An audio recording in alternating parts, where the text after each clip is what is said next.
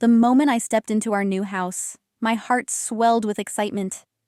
This was supposed to be the start of a beautiful new chapter with my husband, Eric. We had spent months planning every detail. Our dream home, built from scratch. But something felt off. Eric had been acting strange lately. He came home late, avoided conversations, and barely showed any affection. His once excited tone about our future now seemed distant. I tried convincing myself that he was just stressed with work, but deep inside, a feeling of unease crept over me, one I couldn't quite shake off. Eric had insisted on adding a basement to our home. I hadn't thought much of it at first, though I found it strange. He said it was practical. Extra storage, a safe space in case of emergencies. But looking back, I realized he was oddly fixated on it. He planned every detail meticulously, from the flooring to the lighting, making sure everything was just right. I didn't question it then. I trusted him.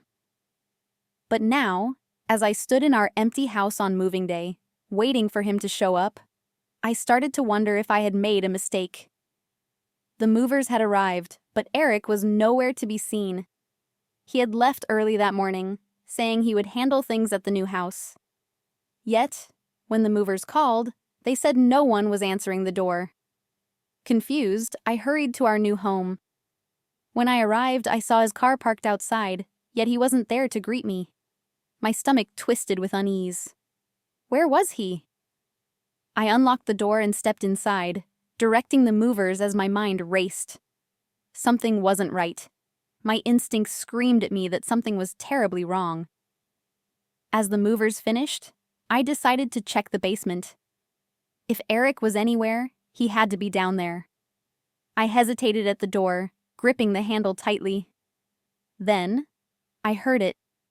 A muffled voice. A woman's voice, soft and affectionate. My breath caught in my throat. My mind tried to rationalize it, but my body had already reacted. My hands trembled, my heart pounded violently in my chest. Slowly, I turned the knob and pushed the door open just enough to see inside. The dim lighting cast shadows, but I could make out two figures. Eric and a woman. I've been meticulous in building this basement. No one will ever find out, right? Eric's voice, filled with warmth and affection, echoed through the space. Thank you for preparing such a lovely room just for me, the woman replied, her voice dripping with affection. My vision blurred. My breath turned shallow. It was real. Not a misunderstanding. Not a mistake. Eric, my husband, the man I trusted, was having an affair. And not just anywhere, but in the basement of the home we built together. My fingers dug into the wooden doorframe as my entire world crumbled in an instant. I wanted to storm inside, to scream, to demand answers. But something held me back. My anger, my pain, it transformed into something sharper, colder. I needed to be smart. Bursting in now would only lead to arguments, excuses, and empty apologies. No, I wanted more than that. I wanted proof. I wanted justice. Silently, I stepped back, pulling out my phone.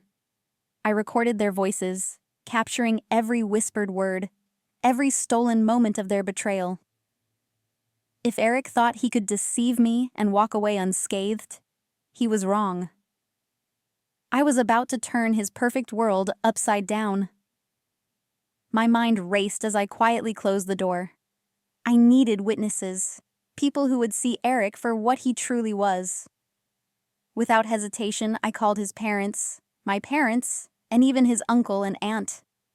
Come see the new house, I said, forcing a bright tone into my voice. They were excited, eager to visit. Perfect.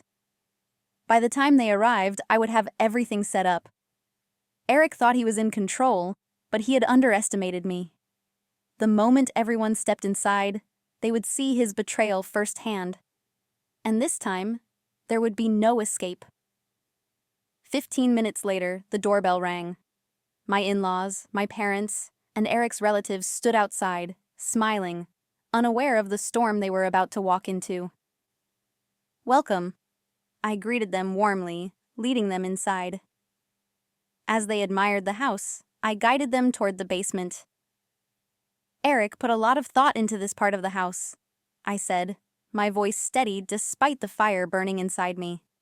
My hands shook as I turned the key in the lock. The door swung open, and there, in the dim light, were Eric and his mistress, caught in the act. Gasps filled the room. Eric scrambled to his feet, his face draining of color. The woman beside him shrieked, yanking a blanket over herself. My father-in-law's voice boomed, "What is the meaning of this?" Eric stuttered, but words failed him. My mother-in-law covered her mouth, eyes wide with horror. My parents stood frozen, unable to comprehend what they were seeing. The woman, realizing she was exposed, looked at Eric for help. But for the first time, Eric had no smooth words, no charming excuses. He had been caught, and there was no way out. "Who is she?" my father-in-law demanded. The woman trembled. "Jennifer," I said coldly. "She's a new employee at Simpson Corporation." My father-in-law's face darkened. "A new employee?" His gaze snapped to Eric. "You had an affair with someone from the company?" Eric stammered. "Dad, You're fired," his father cut him off. "And disinherited. I won't have a disgrace like you leading my company." Eric paled. "No, wait! Please don't do this." He turned to me, desperate.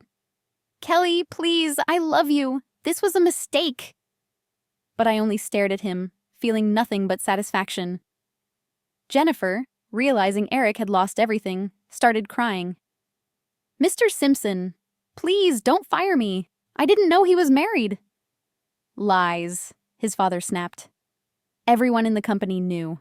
You were just hoping to rise through the ranks by sleeping with my son." Jennifer sobbed, clinging to Eric.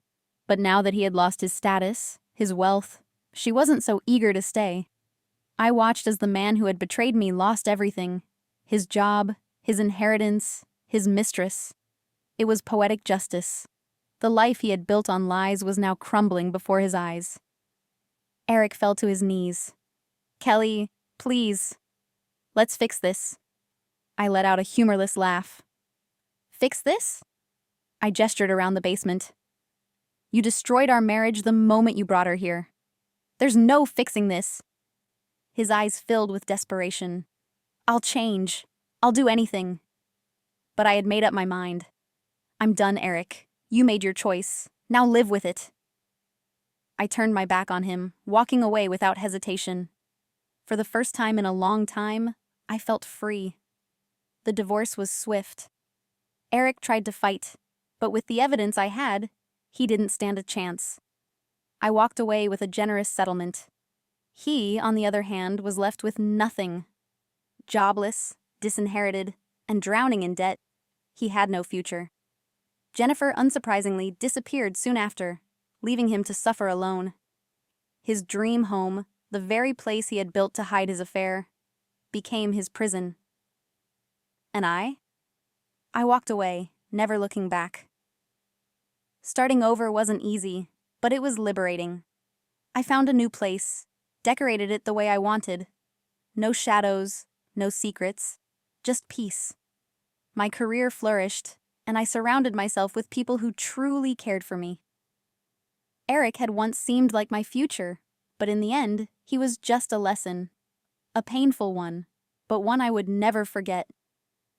One day, I heard through mutual acquaintances that Eric had left town.